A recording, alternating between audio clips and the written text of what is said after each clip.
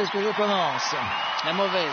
La mauvaise, c'est que, la très mauvaise même, c'est qu'il n'y aura qu'une seule place pour l'équipe de France aux Jeux Olympiques de Sochi l'année prochaine, puisque Bérénice Meïté, actuellement 10e, va très certainement rétrograder à la 11e place c'est fort dommage. Après l'apparition de la meilleure patineuse du monde, Yuna Kim, ou vous préférez Kim Yuna. La donne à présent, c'est que Mao Asada est sur le podium, car à moins d'un retournement de situation tel que vous avez connu en l'an de grâce 1997, où vous êtes passé de la 5e à la 2e place et qu'il ne restait qu'un seul concurrent, il reste une seule concurrente et Asada est pour l'instant 2e.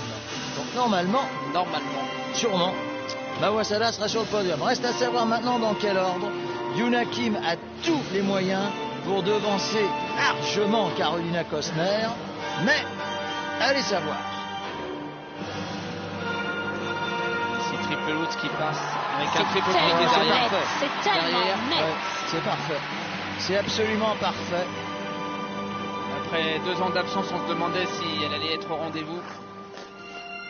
À 10 mois des Jeux Olympiques de Sochi. Et elle est là. Triple flip parfait aussi.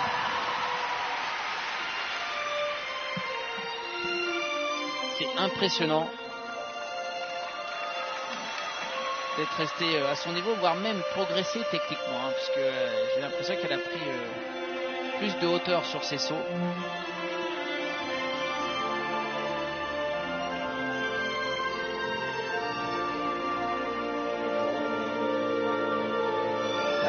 Cette patineuse en Corée est une véritable héroïne nationale. Elle tourne des publicités, elle est partout, elle a une des magazines et tout. Elle s'est arrêtée pendant 18 mois et la revoilà.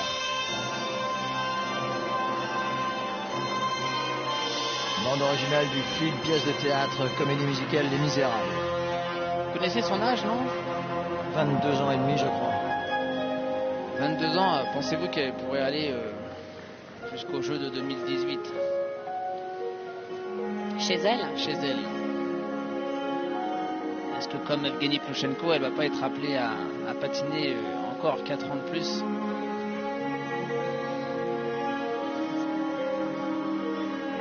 L'avenir nous le dira.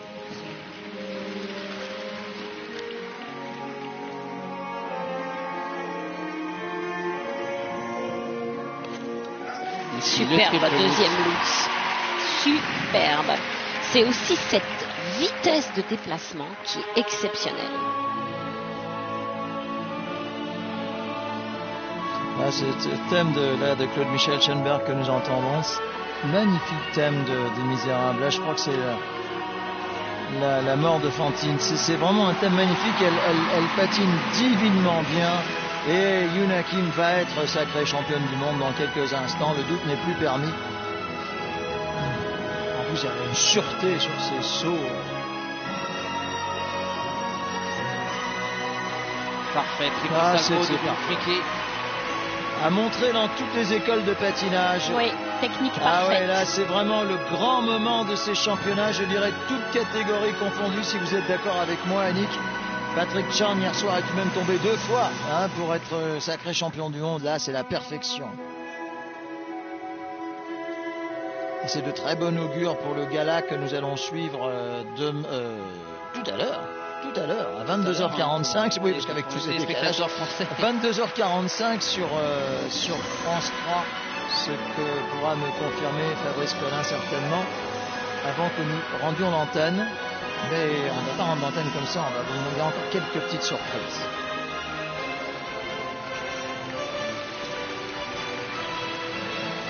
C'est une grande et belle championne du monde. Ah, on l'a dit ensemble. C'est marrant. Grande et belle championne du monde, vraiment. Il n'y a vraiment rien à dire. Et Annick, des 4 titres de champion du monde, c'est le plus beau.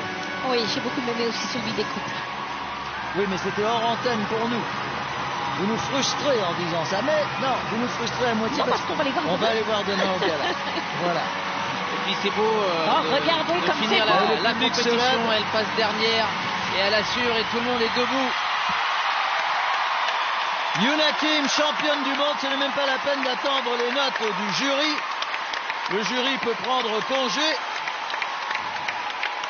Yuna Kim va être championne du monde, je pense, très confortablement devant Carolina Kostner. Je pense qu'elle va balayer Kostner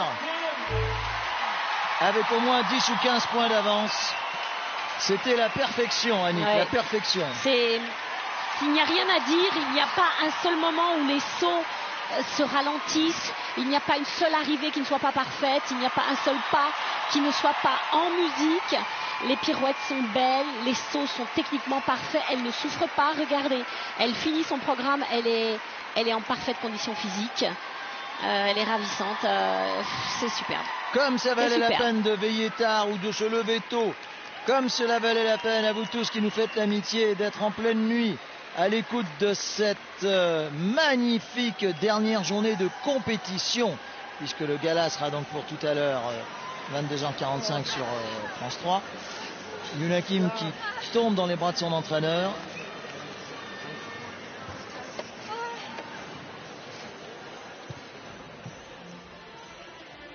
La seule chose où je pense qu'ils peuvent faire mieux, c'est la tunique. Je la trouve un peu triste. Vous n'aimez pas le gris? Si, j'aime énormément le gris, mais... Ça fait un peu gris-vert là, hein. Ouais, c'est...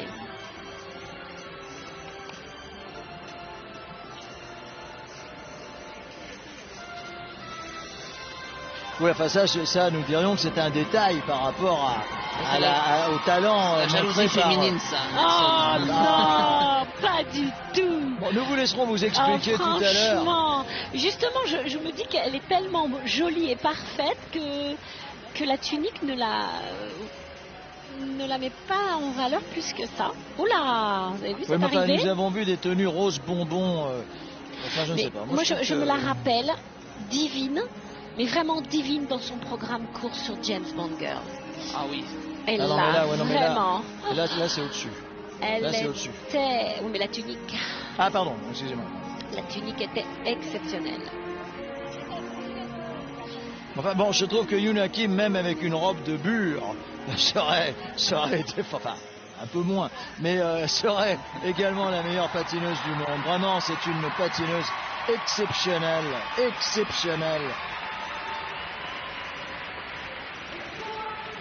C'est là où on regrette qu'il n'y ait plus les fameux 5, 9 et 6 parce qu'il y aura une cascade de 5, 9 et de 6. Ouais, première du libre, mais largement.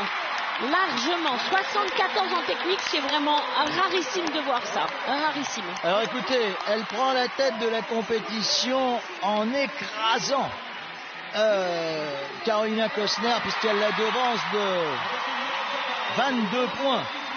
C'est énorme. Regardez comme elle reste sobre. Troisième, et ça fera plaisir à Philippe, Mao Asada. Bravo. Japon. Quatrième, Kaneko Murakami, Japon. Cinquième, Ashley Wagner, USA. Alors, voilà le classement qui défile. Alors, en attendant le podium, grâce à Fabrice Mariange et toute l'équipe restée à Paris, nous avons enregistré une très jolie concurrente russe et on se retrouve dans 4 minutes.